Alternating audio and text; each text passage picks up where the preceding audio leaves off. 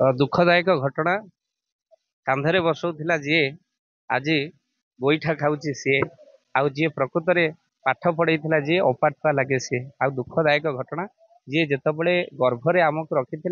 10 मास गर्भर कष्ट को सही जो माँ आज से दांड पिंडारे पड़ी से भी गोटे माँ कांदुला जिते ता पुओ खाऊ नाला एवं गोटे माँ कांदुची जो ता पुओ खाइबा को दौनी दुखदायक घटना आज्ञा वृद्धाश्रम बढ़ी चली जगत भितर आम कौन शिखुचे आधेरु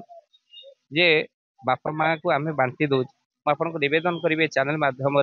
बापा माँ को केवे जीवन भितर बांटतु ना शास्त्र कहते 6टी ब आखिर केवे भी लुह दिंतु ना प्रथम ब बापा द्वितीय ब बो तृतीय ब ब्राह्मण चतुर्थ ब बाबाजी पंचम ब वैष्णव षष्ठ ब विधवा आगे 6टी ब आखिर केवे भी लुह दिंतु ना आ प्रथम ब हूँ बापा द्वितीय ब हूँ बो बापा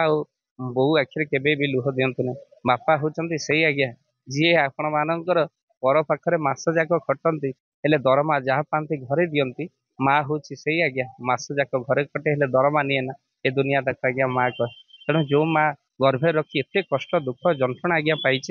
जीवन में केवे कष्ट दिंतु ना भाई भाई रे संपत्ति बांटी दिंतु चलो भाई भाई रे टंका पैसा बांटी दिंतु चलो हेले भाई भाई रे केवे बापा माँ को बांटतु ना मुझे निवेदन करी गोटे कथा जदि आपण मैंने बापा माँ को हृदय मंदिर बसई पारे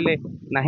चलो आज्ञा केवे बापा माँ को कौन मंदिर में थाली धरी बसातु ना पुओ जे पर्यंत बंची दुखदायक घटना आज किंतु से दुख समस्त भीतर रही जाइए आम ट्रेंड कर चलीचे बापा माँ को बांटी दे गोटे बड़ पु अति सुंदर उत्तर देता आज्ञा आ उत्तर टी हूँ या गोटे लोक पचारा कहला आज्ञा आपण बापा क्या पाखे सान पु पाखे मझिया पु पाखे ना बड़ पु पाखे क्या पाखे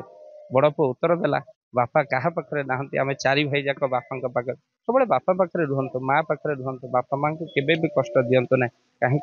एवं वृद्धाश्रम बढ़ी चली आउ एवं बापा माँ को सब आनी वृद्धाश्रम छाड़ी दे